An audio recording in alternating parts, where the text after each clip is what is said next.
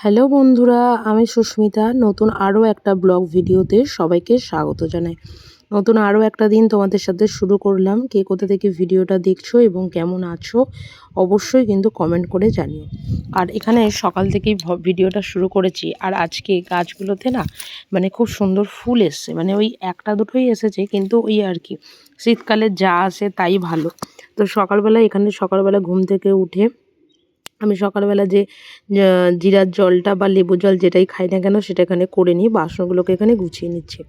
আর আগের দিন রাতে যেহেতু আমাদের বাড়িতে একটু খাওয়া দাওয়া হয়েছে আর কি 4 জনে মিলে, তো ওদের কিছু টুকটাক বাসনপত্র ছিল, সেগুলোকেও আমি এখানে গুছিয়ে রাখলাম। কারণ ওদের বাসনের সাথে আমাদের বাসনগুলো গুলিয়ে ফেলে না, তখন আরও একটা বড় সমস্যা দাঁড়াবে আর কি। তো সেই কারণের জন্য ওদের বাসনগুলো একটু আলাদা করে দিলাম, আর আমাদের বাসনগুলোকেও ঠিকঠাক করে একটু গুছিয়ে নিলাম। নিয়ে ঘর দুয়ার ঝাঁট দিয়ে এখানে ঘর দুয়ারগুলোকে মোছামুছি করে নিচ্ছে। কোনো দিন কাজ তাড়াতাড়ি হয়, কোনো দিন আবার কাজ একটু দেরি করে হয়ে যায়। আর আমার মনে হয় যেহেতু কাজটা করতেই হবে রোজকারই, সকালবেলা ঘুম থেকে উঠে ঝাঁট দেওয়া মোছা, তাই সেই কাজটা যতটা তাড়াতাড়ি হয় ততটা তাড়াতাড়ি ভালো আর কি। তো চান করতে যাবার আগে মোটামুটি সব কাজ হয়ে গেছে। তো আটাটাকে এখানে মেখে রেখে যাচ্ছি, কারণ আগের দিনের না একটু ছাতু আর একটু আলুর যে পুরটা থাকে আর কি সেটা রয়ে গেছে। তো সেটা ফেলাই বা যাবে কেন? ওই সকালবেলা অল্প একটু ছাতু আছে সেটা দিয়ে, আর অল্প একটু আলুর পুর আছে সেটা দিয়ে এখানে ছাতুর আর আলুর পরোটা মতন করে নেবো। কারণ আগের দিন লুচি খাওয়া হয়েছে, আর রোজ রোজ লুচিটা একদমই ভালো নয়। আর আমার খুব একটা ময়দার জিনিস না একদমই ভালো লাগে না আর কি। কোনো রেস্টুরেন্টে গেলে আমি তো সবথেকে আগে প্রেফার করি বিরিয়ানি কি চাউমিন বা পোলাও বা রাইস বা যেকোনো কোনো কিছু। মানে এই রুটি জাতীয় জিনিসটা থেকে আমি দূরে থাকি। কিন্তু বড়মশাই আবার পুরো উল্টো। ওর আবার এই কোথাও গেলে ও বেশিরভাগ ওই নান, বাটার নান এই ধরনের মানে জাতীয় জিনিসগুলোই ও খেতে বেশি ভালোবাসে। মানে ও আটার জাতীয় জিনিসগুলোই বেশি ভালোবাসে, আর আমি একটু ভাত জাতীয় জিনিসগুলোই বেশি ভালোবাসি, ভেতো বাঙালি। তো যাই হোক, এদিকে সমস্তটা পুর ভরে এদিকে বেলাও হয়ে গেছে। আর আগের দিনকার পুর থাকলে না একটুখানি নরম হয়ে যায়, সেটা ছাতুটা হয় না, বাট আলু বা এদিক থেকে দেখতে গেলে ওই কড়াইশুঁটি সমস্ত কিছুই। তো যাই হোক, একটুখানি ছাতু দিয়ে এটাকে আরও একটু শক্ত করে বেলে নিয়েছি, তাই কোনো কিছু আর মানে সমস্যা হয়নি আর কি। ওই অল্প অল্প করে একটু করে তেল দিয়ে সকালবেলা বানাচ্ছি হচ্ছে ছাতু বা বলা চলে না, ছাতু আর আলুর পরোটা আর কি। আর যেহেতু চাটনি করাই থাকে, মানে ছাতুর এই পরোটার সাথে বা আলুর পরোটার সাথে না বরমশাই একটা খুব সুন্দর চাটনি করে রাখে। তো সেই চাটনির রেসিপিটা আমার চ্যানেলে দেওয়া আছে আর কি। তো ব্রেকফাস্ট সেরে টুকটাক আরও কিছু কাজকর্ম ছিল, সেগুলো সেরে এখানে আজকে বানাবো হচ্ছে চিলি চিকেন, আর তার সাথে হচ্ছে ফ্রায়েড রাইস।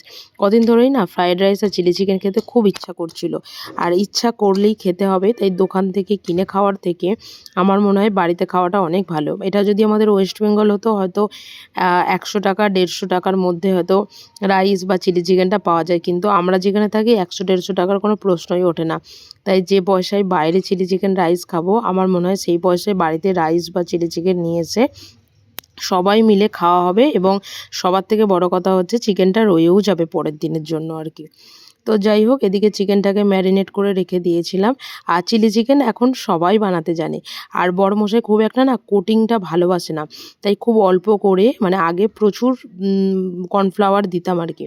তো এখন ওই 1 চামচ কর্নফ্লাওয়ার আর 1 চামচ ময়দা দিয়ে আর কি করি। তো খুব একটা বেশি কোটিং হয় না, যতটা কোটিং হবার ওই ততটাই কোটিং হয় আর কি।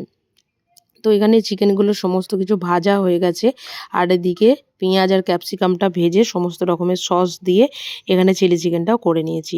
আর বেশ সুন্দর কালারও এসছে, খেতে খুব ভালো হয়েছিল, বাট একটু ঝাল হলে হয়তো আরও বেশি ভালো হতো আর কি। আর শীতের সবজি বলতে না এখনও পর্যন্ত সেরকম সবজি পাইনি আর কি। মানে এই ভিডিওটা যেদিনকার করা তখনকার কথা বলছি। তো ফ্রিজে একটু গাজর আর একটু ক্যাপসিকাম ছিল, তো ওই গাজর আর ক্যাপসিকাম দিয়ে আজকে ফ্রায়েড রাইসটা বানাবো। তবে একটা মজার ব্যাপার হচ্ছে, বাড়ি থেকে একটু চিংড়ি মাছ এনেছিলাম। তো ইচ্ছা ছিল, তো ওই ডিম আর চিংড়ি মাছ দিয়ে ফ্রায়েড রাইসটা বানাবো, কিন্তু সেটা সম্পূর্ণভাবে একদম ভুলে গেছি। যখন খেতে বসেছি তখন মনে পড়ছে যে এই রে চিংড়ি মাছটা তো দেওয়া হয়নি ফ্রায়েড রাইসে। তো যাই হোক, কী আর করা যাবে, কিছু করার নেই। এদিকে আমার মোটামুটি সমস্ত সবজি আর ডিমটা ভাজা হয়ে গেছে। এবার আগে থেকে করে রাখা ভাতটা দিয়ে একটু মিক্সড করে নিচ্ছি। আর ফ্রায়েড রাইস নর্মাল যখন করি না, তখন আমি এরকমই করি। আর যখন যখন মুখের স্বাদটা একটু চেঞ্জ করতে ইচ্ছা করে, তখন একটু সোয়া সস দিই, কখনো কখনো একটু হলুদ পোলাও করি। তো যাই হোক, চলো এদিকে রান্নাঘরটাও পরিষ্কার করে নিই। রান্নাবান্না তো সমস্ত কিছু মিটেই গেছে। আর আজকের ব্লগটা এখানেই শেষ করছি। যদি কিছু ভালো লেগে থাকে একটা লাইক করো, শেয়ার করো, চ্যানেলটি সাবস্ক্রাইব করে পাশে থেকো। দেখা হবে নতুন আরও একটা ব্লগ ভিডিওতে, নতুন আরও একটা দিনের সঙ্গে খুব তাড়াতাড়ি। সুস্থ থাকবেন, ভালো থাকবেন, দেখা হবে খুব তাড়াতাড়ি। টাটা।